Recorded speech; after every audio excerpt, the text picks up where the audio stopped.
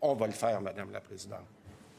En question principale, je reconnais maintenant la députée de Robert Baldwin. Merci, Madame la Présidente. Le ministre de la Santé prétend moderniser le réseau, mais sa réforme est vécue comme une véritable attaque par les femmes médecins du Québec. Elles sont préoccupées, angoissées, parce qu'elles comprennent ce que cela signifie. Perte d'autonomie, perte de liberté professionnelle et un ministre qui s'arroge désormais un contrôle total sur leurs pratiques. Ces femmes travaillent de longues heures pour maintenir des services à la population. Et que fait ce gouvernement? Il leur impose d'en faire toujours plus dans un système déjà à bout de souffle en les traitant comme si elles n'en faisaient jamais assez. Le ministre veut faire croire qu'il comprend leurs enjeux parce qu'il connaît personnellement des médecins qui sont des femmes. Mais s'il avait tenu des consultations avec les réseaux de femmes médecins pour les écouter, il saurait que sa réforme va les épuiser et mener à un exode du réseau. Madame la Présidente, comment le ministre peut-il défendre une réforme qui nie la réalité réponse des femmes? du ministre de la Santé. Bien, j'ai expliqué, Madame la Présidente, puis encore une fois, je suis vraiment content d'avoir cette question-là pour clarifier cet aspect-là, Madame la Présidente. Premièrement, quand j'entends que la loi désavantage les femmes, c'est tellement faux, c'est tellement inexact. C'est inexact, Madame la Présidente. Les jeunes parents, qu'ils soient des femmes, qu'ils soient des hommes, ce que la loi propose, Madame la Présidente, c'est ce que bien des médecins nous demandent depuis des années, c'est d'être capable de passer à la prise en charge collective plutôt que la prise en charge individuelle.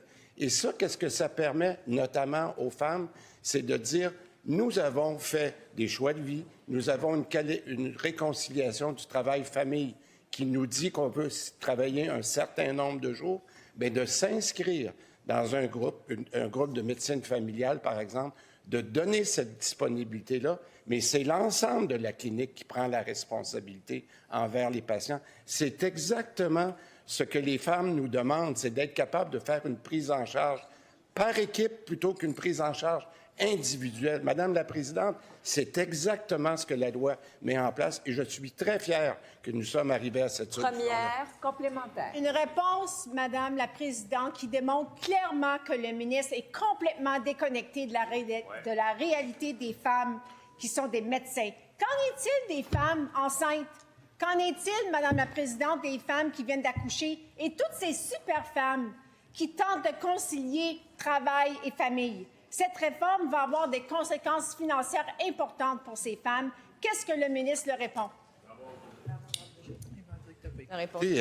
Madame la Présidente, là, je vais faire attention pour être certain que j'ai bien exprimé. Je regarde la réforme de M. Barrette, là, où les quotas dans sa réforme étaient imposés par médecins. Prenez cette réponse-là dans le contexte de la question que je viens d'avoir, de mettre des pressions sur les femmes. C'est exactement le contraire, Madame la Présidente, qu'on fait.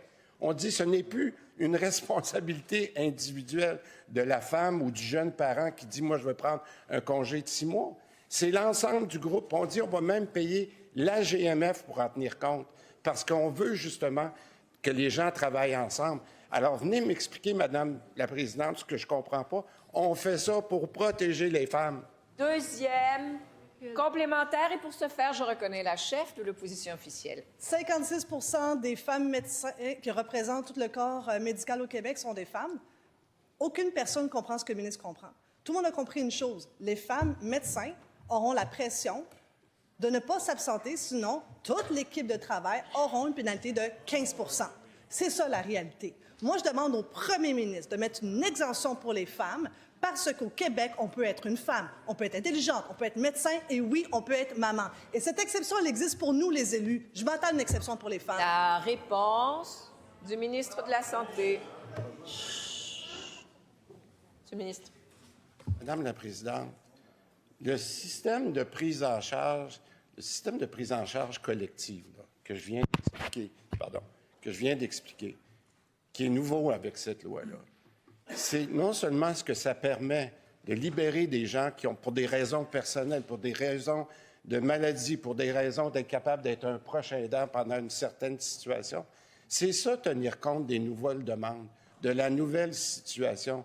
Alors qu'on ne vienne pas nous dire qu'on n'a pas trouvé une façon innovante de pouvoir continuer à servir un bassin de patients dans une région avec un groupe, plutôt que de mettre la pression avec des quotas sur un individu ou sur un médecin. Madame la Présidente, on